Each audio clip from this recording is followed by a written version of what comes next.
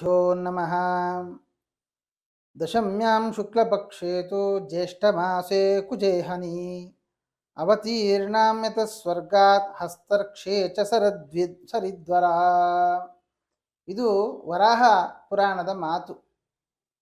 ಈ ಮಾಸದಲ್ಲಿ ಜ್ಯೇಷ್ಠ ಮಾಸದ ಶುಕ್ಲ ದಶಮಿ, ಶುಕ್ಲ ಪಕ್ಷದ ದಶಮಿ ಮಂಗಳವಾರ ಹಸ್ತ ನಕ್ಷತ್ರದಂದು ಸ್ವರ್ಗದಿಂದ ಗಂಗೆ ಭುವಿಗೆ ಇಳಿದು ಬಂದ್ಲು ಅಂತ. ತ್ರಿವಿಕ್ರಮನಾಗಿ ವಾಮನನಾಗಿ ಅವತಾರ ಮಾಡಿದ ಪರಮಾತ್ಮ ತ್ರಿವಿಕ್ರಮ ರೂಪದಿಂದ ತನ್ನ ಕಾಲನ್ನು ಸ್ವರ್ಗಕ್ಕೆ ಆಕಾಶಕ್ಕೆ ಚುಮಿತಾನೆ.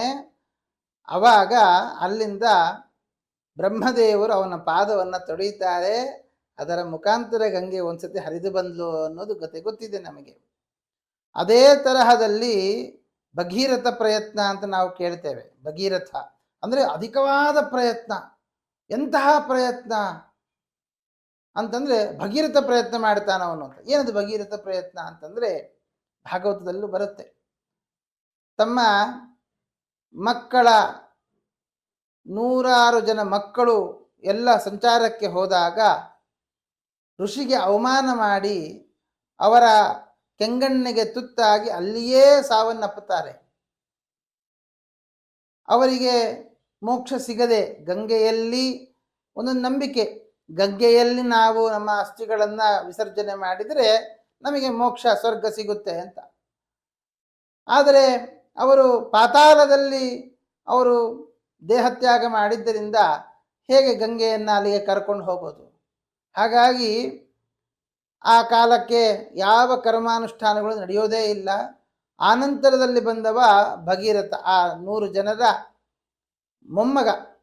ಅವನು ಹೇಗಾದರೂ ಮಾಡಿ ನಾನು ಪ್ರಯತ್ನವನ್ನು ಮಾಡಿಯೇ ಮಾಡ್ತೇನೆ ಅಂತ ದೊಡ್ಡ ತಪಸ್ಸನ್ನು ಮಾಡ್ತಾನೆ. ಗಂಗೆ ಕರುಣಿಸ್ತಾಳೆ. ಕೇವಲ ಗಂಗೆ ಬಂದರೆ ಸಾಕೆ, ಅವಳ ಫೋರ್ಸ್, ಅವಳ ರಭಸ ತಡ್ಕೊಳ್ಳಿಕ್ಕಾಗೋಲ್ಲ. ಅವಳು ನೇರವಾಗಿ ಭೂಮಿಗೆ ಬಂದರೆ ಈ ಭೂಮಂಡಲವೇ ಮುಳುಗಿ ಹೋಗಿಬಿಡುತ್ತೆ. ಅದಕ್ಕೇನು ಮಾಡ್ತಾಳೆ ಗಂಗೆ? ಹೇಳ್ತಾಳೆ, ನನ್ನ ರಭಸವನ್ನು ತಡೆದುಕೊಳ್ಳಿಕ್ಕಾಗಲ್ಲ, ನೀನು ರುದ್ರದೇವರನ್ನು ಕುರಿತು ತಪಸ್ಸು ಮಾಡು, ರುದ್ರದೇವರ ತಲೆ ಮೇಲೆ ಬೀಳ್ತೇನೆ, ಆಮೇಲೆ ಸ್ವಲ್ಪ ನಿಧಾನಕ್ಕೆ ಭೂಮಿಗೆ ಬರ್ಬೋದು ಅಂತ. ಆಯಿತು ಅಂತ ರುದ್ರದೇವರನ್ನು ತಪಸ್ಸು ಮಾಡಿ ಕೇಳಿಕೊಳ್ತಾನೆ. ನೀವು ಗಂಗೆಯನ್ನು ಧಾರಣೆ ಮಾಡಬೇಕು ಅಂತ. ಆ ಗಂಗೆ ಆ ರುದ್ರದೇವರ ಮೇಲೆ ಬಿದ್ದಾಗ ಭಾರೀ ರಭಸ, ಶಿವನನ್ನೇ ಕೆಳಗೆ ತಗೊಂಡು ಹೋಗಬೇಕು ಅಂತ ಪ್ರಯತ್ನ ಪಡ್ತಾಳೆ. ಸಿಟ್ಟು ಬಂದು ಜಟೆಯಲ್ಲಿ ಕಟ್ಟಿಕೊಂಡು ಬಿಡ್ತಾನೆ. ಅಲ್ಲಿಯೇ ಕನಸು ಒಂದು ಮುಗಿಯಿತು. ಮತ್ತೆ ತಪಸ್ಸು ಮಾಡ್ತಾನೆ. ಶಿವನನ್ನು ಒಲಿಸಿಕೊಂಡು ಗಂಗೆಯನ್ನು ಪಾತಾಳಕ್ಕೆ ತೆಗೆದುಕೊಂಡು ಹೋಗ್ತಾನೆ ಭಗೀರಥ. ಆದ್ದರಿಂದ ಭಗೀರಥ ಪ್ರಯತ್ನ, ಭಾಗೀರಥಿ ಅಂತಲೂ ಕೂಡ ನಾವು ಅವಳನ್ನು ಹೆಸರಿಸ್ತೇವೆ. ಹೀಗೆ ಅನೇಕ ಇನ್ನೂ ಕಥೆ ಇದೆ. ಅಧಿಕವಾದ ನಮಗೆ ಬೇಕಾದದ್ದು ಅಷ್ಟು. ಹಾಗಾಗಿ ಅವಳು ಭೂಮಿಗೆ ಬರಲಿಕ್ಕೆ ಇದಿಷ್ಟೆಲ್ಲ ಹಿನ್ನೆಲೆ ಇದೆ. ಆ ಬಂದದ್ದು ಯಾವತ್ತು ಅಂತ ಹೇಳಿದರೆ ಅದಕ್ಕೆ ವರಾಹ ಪುರಾಣ ಹೇಳುತ್ತೆ, ಹಸ್ತೇರ್ಕ್ಷೇಚ ಸರಿದ್ವರ. ಹಸ್ತ ನಕ್ಷತ್ರ ಮಂಗಳವಾರ, ಜ್ಯೇಷ್ಠ ಮಾಸ, ಶುಕ್ಲ ಪಕ್ಷ, ದಶಮಿ ತಿಥಿ. ಇಂತಹ ದಿವಸ ಗಂಗೆ ಭೂಮಿಗೆ ಬಂದ್ಲು. ಅವಳನ್ನು ದಶಹರ ಅಂತ ಕರೆದ್ಲಂತೆ. ಏನು ದಶಹರ ಅಂತ ಹೇಳಿದರೆ, ನಾವು ಮಾಡುವಂತಹ 10 ವಿಧವಾದ ಪಾಪಗಳನ್ನು ಗಂಗೆ ಕಡಿತಾಳಂತೆ. ಯಾವುದದು ಅಂತಂದರೆ ನಾವೆಲ್ಲ ಮಾಡುವಂಥದ್ದೇ ಅದತ್ತಾಪಹರಣ ಅಲ್ವಾ. ನಾವು ಕೊಟ್ಟಿದ್ದನ್ನು ತೊಗೊಂಡು ಹೋಗೋದಲ್ಲ, ಕೊಡದೇ ಇದ್ದನ್ನು ಸೇರಿಸಿ ತೊಗೊಂಡು ಹೋಗ್ತಾ ಇರ್ತೇವೆ. ಎಲ್ಲಾದರೂ ಊಟಕ್ಕೆ ಕರೆದ್ರೆ ಆಯಿತಾ, ಅವರು ಕೊಟ್ಟಿದ್ದು ಒಂದಾದರೆ ಕೊಟ್ಟಿದ್ದ ಜೊತೆಗೆ ಇನ್ನೊಂದಿಷ್ಟನ್ನು ಹೊತ್ಕೊಂಡು ಹೋಗ್ತಾ ಇರ್ತೇವೆ ನಾವು ಅಲ್ವಾ. ಅದನ್ನು ಅದತ್ತಾಪಹರಣ ಅಂತ ಹೇಳ್ತಾರೆ. ಅದು ಒಂದು ದೋಷ. ಅವಿಹಿತ ಹಿಂಸೆ, ನಾವು ವಿಹಿತ ಹಿಂಸೆ ಅಲ್ಲ, ಸುಮ್ಮನೆ ಬೇಡವಾದ ಹಿಂಸೆಗಳನ್ನು ಮಾಡ್ತಾ ಇರ್ತೇವೆ. ಅದು ಅವಿಹಿತವಾದ ಹಿಂಸೆ, ಅದು ಶಾಸ್ತ್ರ ನಿಷಿದ್ಧವಾದದ್ದು. ಅದನ್ನು ನಾವು ಹಿಂಸೆ ಮಾಡ್ತಾ ಇರ್ತೇವೆ. ಮತ್ತು ಪರಸ್ತ್ರೀ ಭೋಗ, ಆಮೇಲೆ ಕೆಟ್ಟ ಮಾತಾಡೋದು, ಸುಳ್ಳು ಮಾತಾಡೋದು, ಚಾಡಿ ಚುಚ್ಚೋದು, ಅಸಂಬದ್ಧವಾಗಿ ಮಾತಾಡೋದು, ಬೇರೆಯವರ ಹಣವನ್ನು ನಾವು ಬಳಸಿಕೊಳ್ಳೋದು, ಅದರ ಮೇಲೆ ಆಸೆ ಬೀಳೋದು, ಬೇರೆಯವರನ್ನು ಪೀಡೆ ಮಾಡೋದು, ಆಮೇಲೆ ದುರ್ಮಾರ್ಗದಲ್ಲಿ ಪ್ರವೃತ್ತಿ.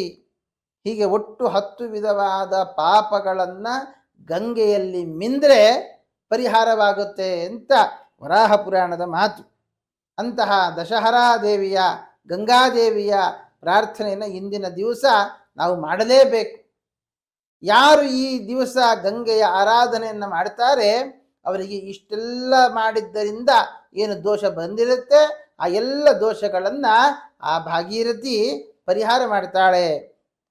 ಮಂದಾಕಿನ್ಯೈ ನಮಸ್ತೇಸ್ತು ಸ್ವರ್ಗದಾಯೈ ನಮೋ ನಮಃ ನಮಸ್ತೈಲೋಕ್ಯ ಭೂಷಾಯೈ ತ್ರಿಪತಾಯೈ ನಮೋ ನಮಃ. 3 ಮಾರ್ಗವಾಗಿ ಹರಿತಾಳಂತವಳು. ಅಂತಹ ಆ ವಿಶೇಷವಾಗಿ ನಾವು ಆರಾಧನೆ ನಡೆಸಬೇಕು ಅಂತ ಹೇಳ್ತಾರೆ. ಅವಳನ್ನ ಒಂದು ಕಲಶದಲ್ಲಿ ಆವಾಹನೆ ಮಾಡಿ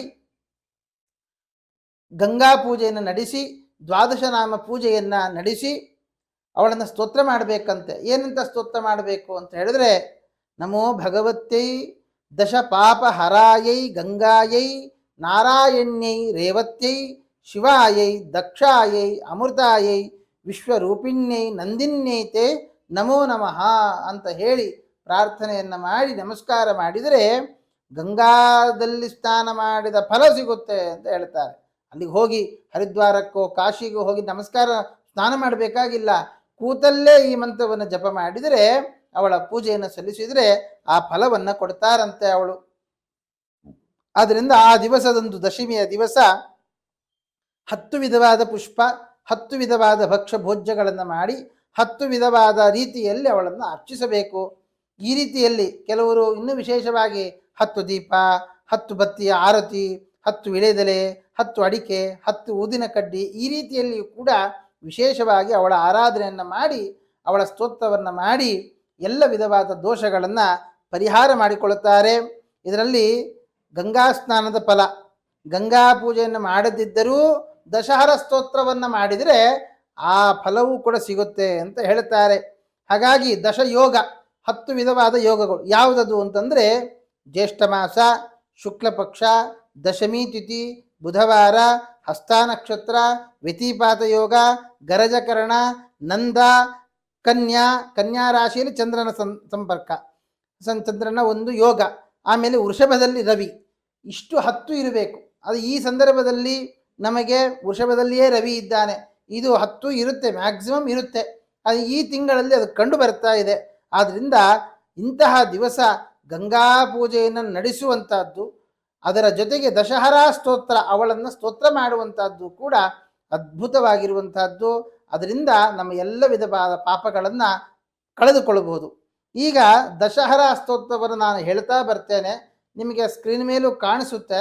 ನೀವು ಯಾರಾದರೆ ಮನೆಯಲ್ಲೇ ಕೂತು ಮಾಡ್ಲಿಕ್ಕೆ ಆಗಿಲ್ಲಲ್ಲಪ್ಪ ಅಂತ ಯೋಚನೆ ಮಾಡೋರಿದ್ರೆ ಏನು ಯೋಚನೆ ಮಾಡಬೇಡಿ, ಈ ಸ್ತೋತ್ರವನ್ನು ಪಠಿಸಿ ಖಂಡಿತ ನಿಮ್ಮ ಎಲ್ಲ ಪಾಪಗಳನ್ನು ಗಂಗಾದೇವಿ ಪರಿಹಾರ ಮಾಡ್ತಾಳೆ. ನಮಃ ಶಿವಾಯೈ ಗಂಗಾಯೈ ಶಿವದಾಯೈ ನಮೋ ನಮಃ.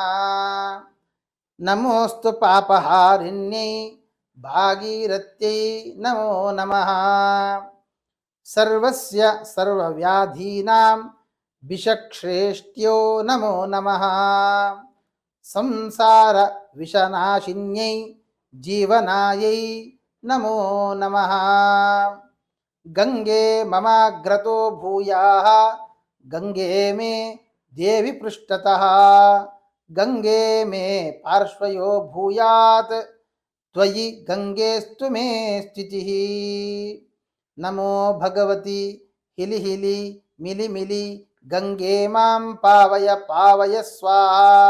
ನಮೋ ಭಗವತ್ಯೈ ನಾರಾಯಣ್ಯೈ ದಶಪಾಪಹರಾಯೈ ಶಿವಾಯೈ ವಿಷ್ಣುಮುಖ್ಯಾಯೈ ಕ್ಷಯಾಯೈ ರೇವತ್ಯೈ ಭಾಗೀರಥ್ಯೈ ನಮೋ ನಮಃ. ಆದಾವಾದಿ ಪಿತಾಮಹಸ್ಯ ನಿಯಮ ವ್ಯಾಪಾರ ಮಾತ್ರೇ ಜಲಂ ಪಶ್ಚಾತ್ ಪನ್ನಗಶಾಯಿನೋ ಭಗವತಃ ಪಾದೋದಕಂ ಪಾವನಂ.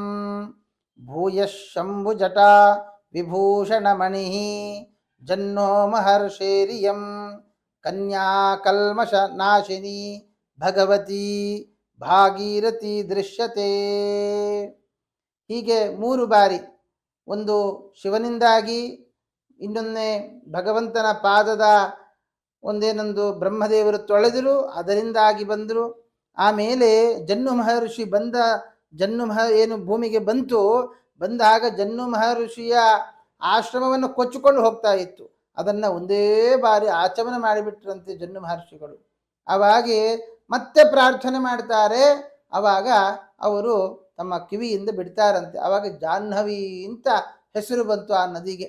ಗಂಗೆಗೆ ಜಾಹ್ನವಿ ಅಂತನೂ ಕರೀತಾರೆ. ಹೀಗೆ 3 ಬಾರಿ ಭೂಮಿಗೆ ಬಂದು ನಮ್ಮನ್ನೆಲ್ಲ ಅನುಗ್ರಹ ಮಾಡಿದವಳವಳು. ಆದ್ದರಿಂದ ಅಂತಹ ಈ ದಶಹರ ಸ್ತೋತ್ರವನ್ನ ಯಾರು ಪಾರಾಯಣ ಮಾಡ್ತಾರೆ, ಯಾರು ಅವಳ ಸ್ತೋತ್ರವನ್ನ ಕಥೆಯನ್ನ ಕೇಳುತ್ತಾರೆ, ಅವರಿಗೆ ಎಲ್ಲ ವಿಧವಾದ 10 ವಿಧವಾದ ಪಾಪಗಳು, ನಾವೆಲ್ಲ ಮಾಡುವಂತಹ ಪಾಪಗಳನ್ನೇ ಲೀಸ್ಟ್ ಮಾಡಿ ಇಟ್ಟಿದ್ದಾರೆ. ಅಂತಹ ಎಲ್ಲ ಪಾಪಗಳನ್ನ ಆ ದಶಹರಾ ದೇವಿ ಪರಿಹಾರ ಮಾಡ್ತಾಳೆ. ಅದರಿಂದ ಎಲ್ಲರೂ ಕೂಡ ದೋಷ ಮುಕ್ತರಾಗಿ ಭಗವಂತನ ಅನುಗ್ರಹಕ್ಕೆ ಪಾತ್ರರಾಗಿ ಅಂತ ಹೇಳ್ತಾ ಶ್ರೀಕೃಷ್ಣಾರ್ಪಣಮಸ್ತು.